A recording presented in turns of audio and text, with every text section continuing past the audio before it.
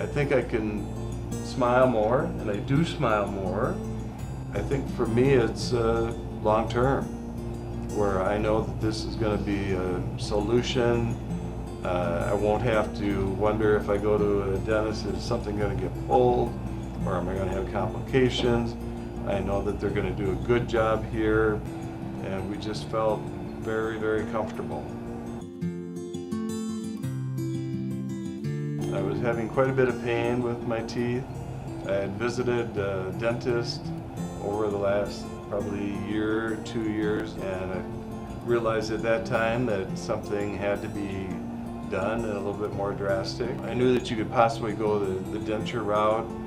I don't think I probably would have wore the dentures regularly, so I knew that the implants were the other option.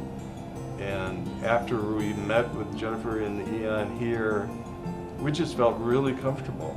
We felt this was a right decision. You wondered how it was going to be perceived, and everybody was real positive and real, even asking questions about the process and how it works and when the permanents come in, and I was kind of impressed by that. I didn't expect maybe quite as much support that way. Many compliments from friends and asking him where he got it done and the details.